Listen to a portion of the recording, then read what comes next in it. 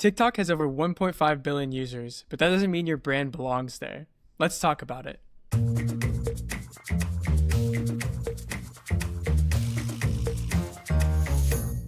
Hey, Zach, we're talking TikTok, right? Yep, we're talking TikTok.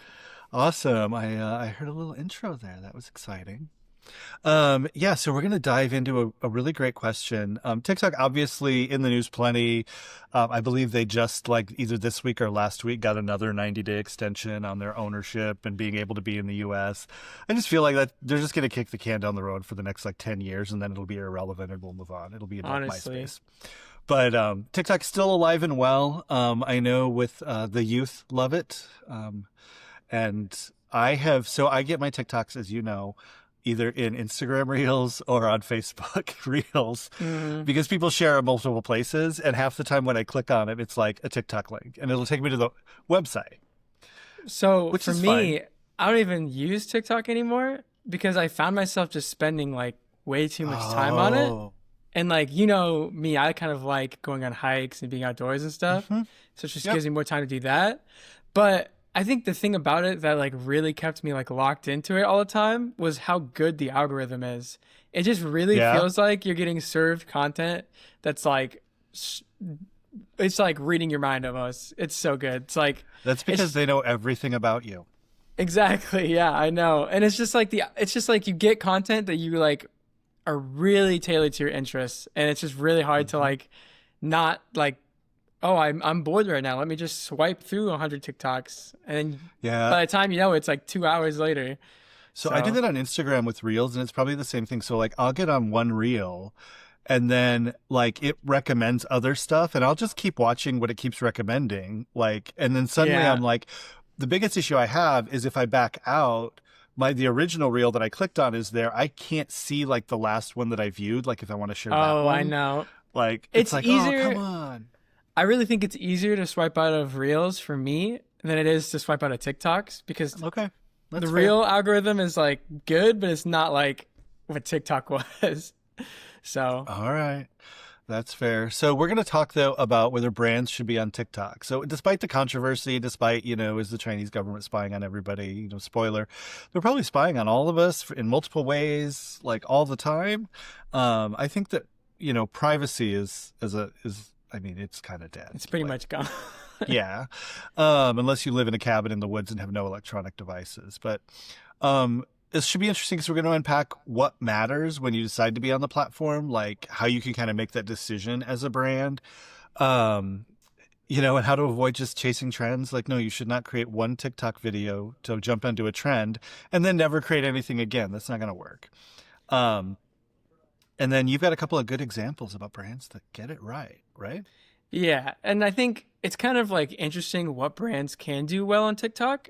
If you know what you're doing, then you probably could be pretty successful on TikTok, no matter what industry you're in. But there are a lot of things you need to consider, which is definitely what we're going to go into. But what we're gonna go into right now is this episode's cocktail, the Rob Roy. This was originally for a different episode, and we had all of the stuff ready for it. So this is another cocktail that's definitely tailored towards me. Yeah, no, this one gives me the ick in two places. The maraschino cherry, and I'm just not a big Scotch fan. I'm good with vermouth. Scotch. I've started putting vermouth in. I found a recipe to put vermouth in a lychee martini, and I was like, "What?" That's and interesting. It's 2 ounces of vodka or gin and 1 ounce of vermouth, and I was like, "That's a lot of vermouth." Also, but it was good. It cuts that sweet of the lychee juice or the lychee puree. But anyway, that's not our cocktail. So do you want to introduce it? Do you want me to do it? Who's doing the ingredients? What's going on here? How about you do the recipe, since you're better at making cocktails than me, and you can probably better explain some of the stuff that's going on there. So essentially, it's a Scotch-based variation of a classic Manhattan, which is kind of cool because our last episode was a Manhattan with Alex. He loves Manhattans. Synergy.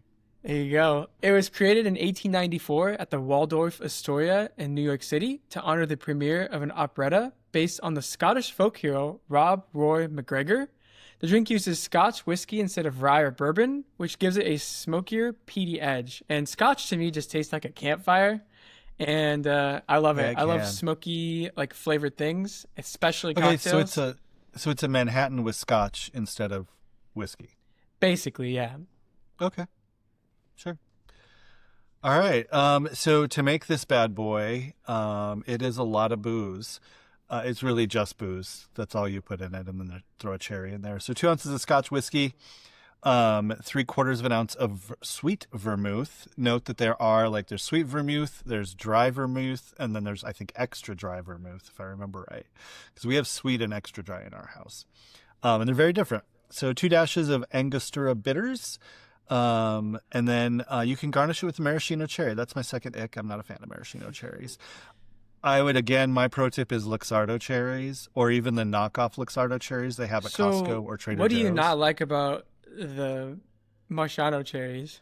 They're just so like artificial tasting. Yeah, Like, because those are the ones that are just covered in like the really like bright red syrup, oh right? yeah, they're like the Christmas red, and you can get green maraschino cherries too. So they're great at Christmas. You can have like a red, green on there. So anyway, you take the Scotch, the vermouth, and the bitters. You put it in a mixing glass filled with ice, and you stir it well until chilled.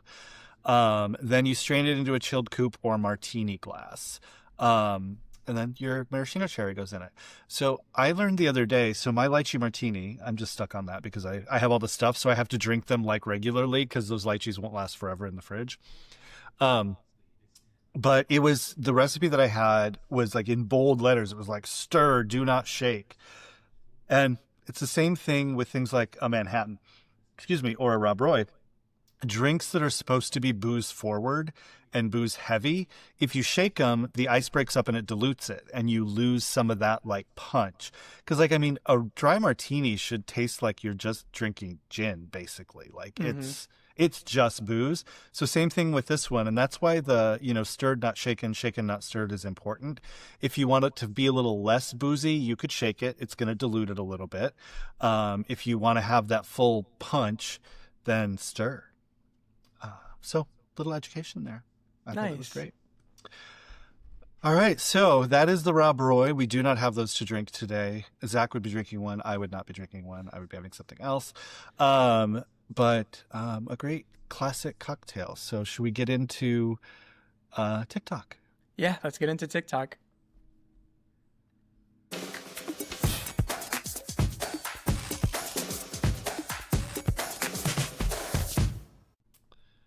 All right, Zach, we are back, and We're back.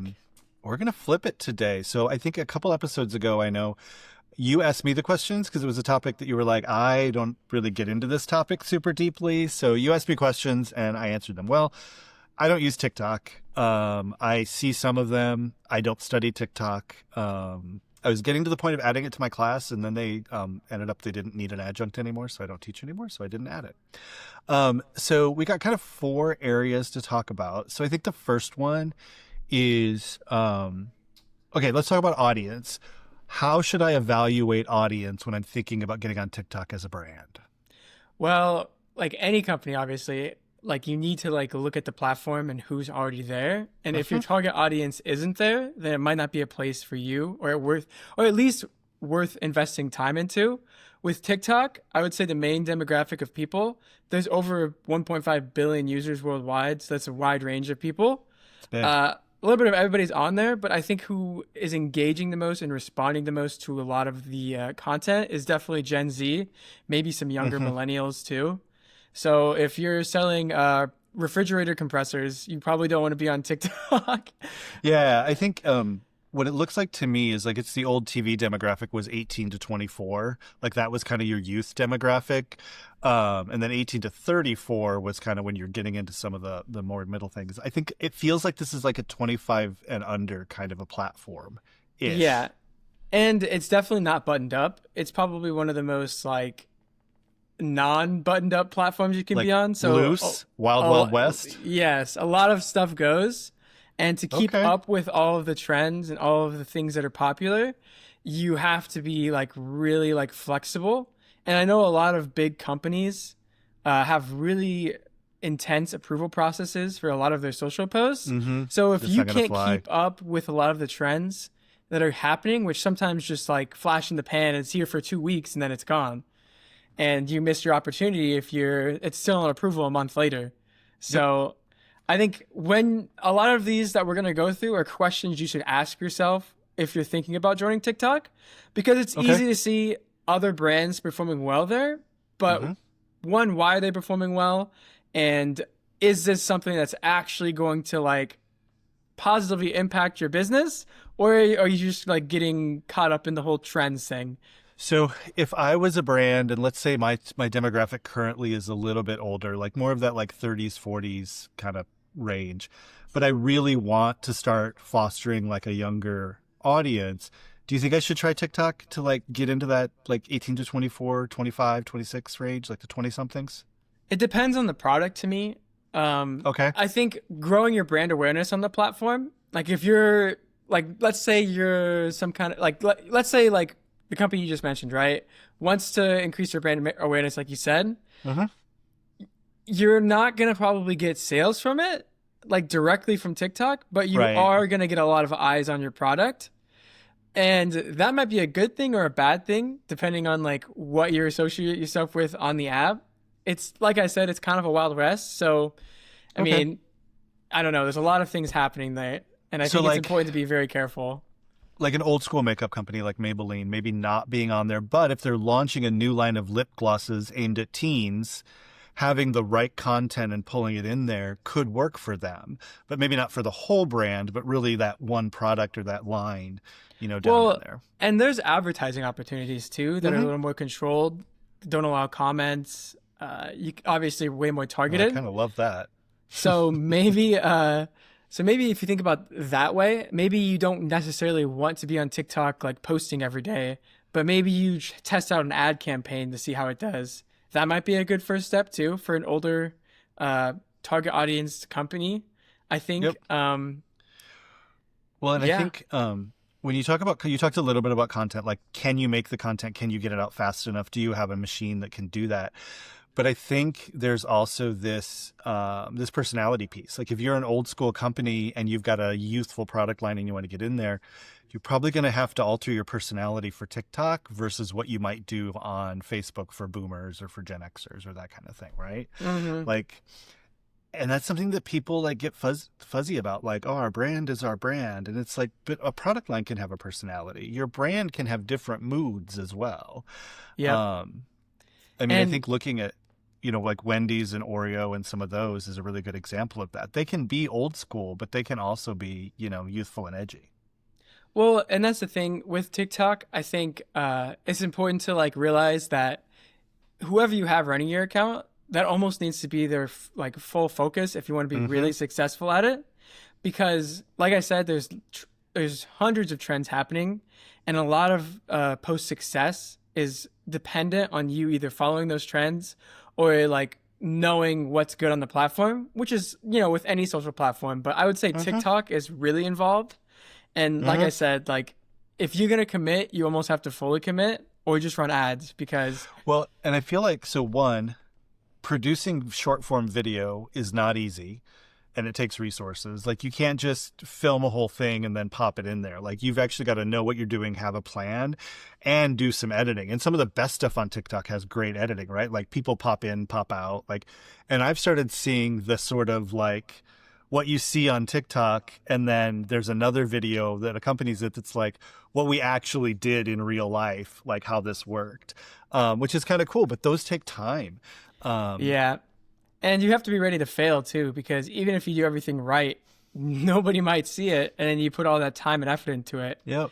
So you really have to be like aware of what you're doing and why you're doing it.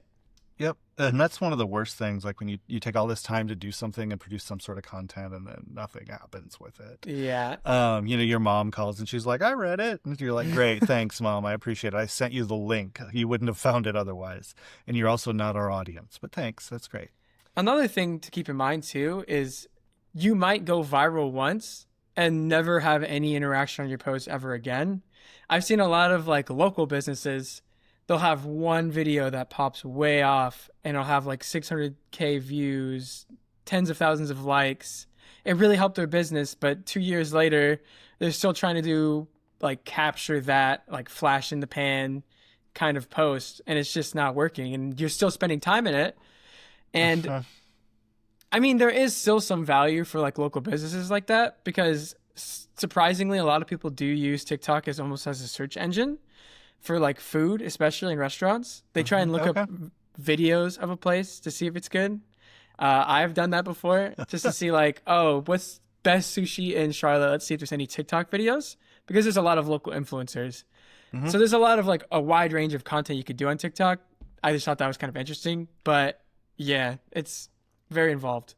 And I think that gets back to some of the audience stuff. So you talk about like Charlotte, there's a lot of influencers on TikTok, food influencers and whatnot. That's a big city. That's a big metro area. And I remember when Twitter like first came out and was like gaining steam, if you look at like Iowa, Nebraska and whatnot, Omaha and Des Moines took off like crazy, like huge audiences on Twitter there. But Sioux City just like ignored it. Like Sioux City was really not on Twitter and there was no reason for it. It just wasn't like the community there just didn't embrace it necessarily. And so there was a time when like for some Sioux City clients are like, we need to be on Twitter. And it's like, no, like your audience isn't here. Like I can pull demographics and show you like it's really dead. Like if you want to reach out to Omaha or Des Moines or do the full state, then yeah, that makes sense. And I imagine TikTok can be the same way, like, especially if you're a local business looking for something, you know, make sure you've got like local people on there. Yeah. You know? Well, and it's like you said, like with people wanting to be on Twitter in Sioux City, even though their target audience wasn't there. That's kind of the whole point of this episode, right? It's like, don't just jump to the next shiny thing because it's new and shiny and it might work out for you. Actually take the time to have the things in place if you're going to do it and just be ready to fail. Like, 100%. Like that's great advice for any social, right? Like go where your audience is and be ready to fail. When you talk about like going viral, the class I used to teach, we talked about catching on. We didn't ever use viral because that's like, it's so tainted as a term, but the idea to like how to create content that is more likely to be shared, which is a much easier goal than content that will go viral. There's no formula. You and I can't sit down and plot out this viral video that will definitely go viral. We can't. Yeah. But we can look at certain principles to see like what will make it more likely to be shared. You know, and there's like entertaining, there's useful, there's unique, interesting, surprising, like all of those things help. But you've got to like do them in the right way and do it well and get it in front of an audience. Cause if you're here's another thing to think about too. If you're like really doing well on your YouTube shorts or Instagram reels and you think you can just post the same stuff on TikTok, that will also not like generally work. Like maybe like 1 or 2 videos, but there still are different platforms. Like some of the stuff I see on shorts is completely different than what I see on reels. And I know some companies just cross post them and hope for the best. But like unless it's already gone viral on TikTok or like reels, then the chances of it working on either platform, like I don't know, it's still like 2 different platforms. Well, and I think if you look at your analytics in your business and you look at your reels or your shorts on YouTube and you're seeing that your audience is skewing younger on a particular short than normal, that might be an indication that it may do okay on TikTok. Yeah. But if you've never put anything on TikTok, you're not going to it's not like you just dive into the algorithm and your stuff goes everywhere, right? Like, you're not going to be noticed as much. So that's another thing. I think if you're going to commit to it, like you're going to have to be consistent, which gets back to that, like, are you prepared to produce content like and get it out there all the time on TikTok? Well, and it's a tough one. Most successful like companies, we've listed some here, Duolingo and Scrub Daddy. What they do well is they're like very flexible and they're kind of unhinged, to be honest with you. Wow. Okay. Maybe I'll pull up one of their videos like now to showcase like kind of what they're about, like Duolingo specifically is about. Okay. I know recently, maybe it wasn't even recently, but Duolingo and Scrub Daddy have also collabed on things. What? Okay. Yeah. It's all over the place. Like that's a wild collab because like, so for people who don't know, and if Zach, he'll put a video up of something and maybe he'll throw that collab in here, but Scrub Daddy they're the smiley face sponges. Like they're the really rough, scrubby sponges with the smiley faces in them. like, and Duolingo teaches you how to speak another language. So it's like, Yep. But they're- with Duolingo and Scrub Daddy, they both use mascots. So a oh, giant sponge and then a giant green owl. I would say Duolingo is definitely the most successful, or one of the most successful brands on TikTok that I could like think of and that I've seen. okay. They have tens of millions of followers and hundreds of millions of likes. And they're on top of every trend. If there's something with a celebrity happens, they make fun of it. It's almost not even related to language, their app sometimes. It's more focused on the entertainment aspect. Yep. And I don't even know how the approval process with them goes, because it just seems like they do whatever they want. But yeah, I think they're a good example of some of the stuff that you would have to do to be consistently like gaining millions of views. All right. Yeah, And we can like, we can link to Duolingo and Scrub Daddy's TikTok accounts in our comments, right? Like we can, or in the description of the episode. So we'll get that in here as well. And then for those of you on YouTube, Zach may have inserted a video there, or in a minute he may not have. We don't know. If you're listening, you wouldn't really get it anyway. So depends how unhinged the video. I'm gonna have to find like I don't know. They're just funny. We haven't been unhinged, I don't think, but we get a little we go a little sideways sometimes.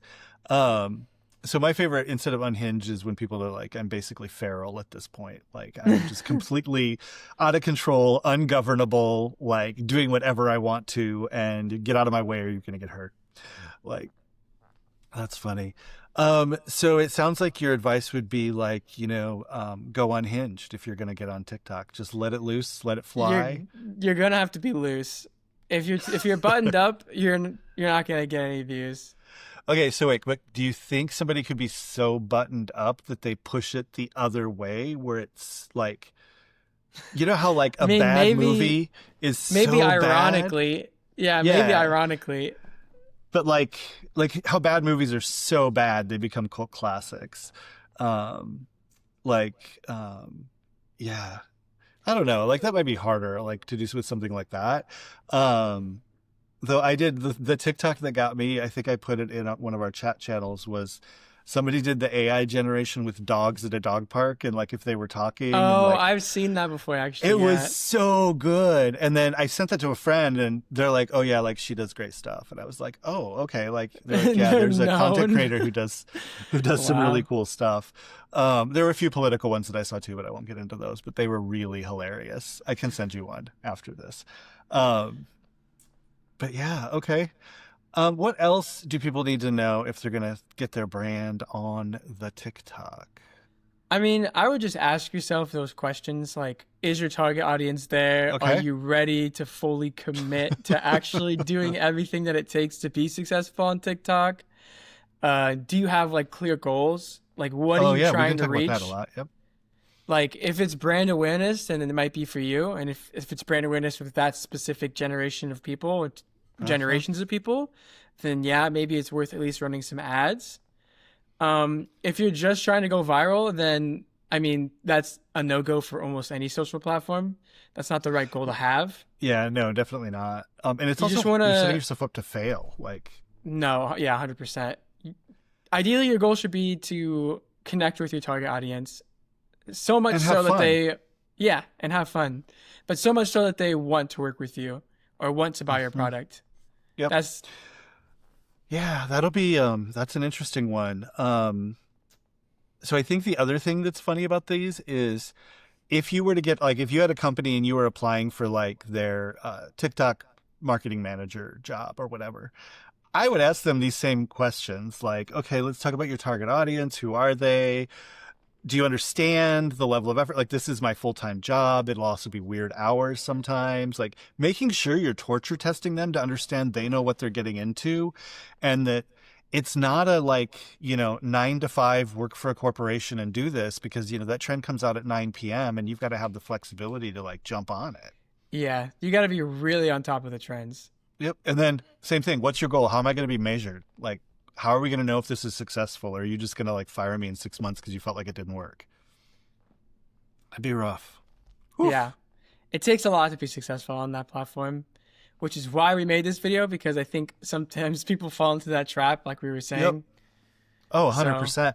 And it's funny because you could go to like any point in time and like you substitute TikTok, Twitter for TikTok, you substitute Instagram for TikTok. Like this is this repeats as new platforms come out. I think that, Blue Sky and Threads are a little bit differently because those are kind of actively trying to replace Twitter, which is established, and they're a very similar format. But it's still about who's going there and how many of them are there and whatnot. And they're picking up. Threads just opened ads. Like you could put ads on Threads now. And I'm like, nice. great, that'll ruin it. But yeah. That's true, actually. I know. I was like, it was actually kind of a nice space without ads, but I get it. Like Meta wants their money, right? Yeah. So I'm surprised it took them this long. All right. Well, I think that feels like an episode. Yeah. Feels like an episode to me. And you did my job for me. You recapped the main points already, so I think we're golden there. Yeah, let's just roll it out. So, as always, thank you for listening. Of course. You can find our agency at antidote71.com with links to all of our socials there. As always, you can also send us a question at ctapodcast.live. Basically, that's where you shoot us an email. Even better, leave us a voice message on our hotline at 402-718-9971. Your question may make it onto a future episode of the podcast. Something I will say is be on the lookout for more polls so you can also be involved in the episode. We might discuss some results related to the episodes beforehand. So if you have a strong opinion on an episode, that could be fun. I'd love to kind of see where that goes. But yeah. I have a few opinions, but I'm probably not allowed to vote. All right. And we do have an upcoming episode. It's going to be a little bit of a break. You won't have me here. Caitlin will be back with a team spotlight with Charla from our team, who will likely, she's going to talk about herself, but she does a lot of email marketing, and that's her expertise. Yeah, but you'll get to understand, subject matter expert there for sure. Yeah, she's also like a baseball mom and a dance mom, and I'm sure she'll get into all of those things. And she and Caitlin will have a good time. Zach, you'll have to cut them off. They'll definitely want to go more than 30 minutes. Oh, 100%. So that'll be coming next week. Hopefully you're enjoying those. I think that's the third one or so that we've put out, maybe. Yep. If you haven't checked out mine yet, I make a very scathing hot take concerning a very popular Midwestern condiment. So maybe check that out. But yeah, Zach pulled no punches on his. So yeah, just getting a little behind the scenes of the agency and who we are, because we're people first, but we also work. All right. So join us next time. I won't be here, which is fine. I get a little break, and then more episodes to come after that.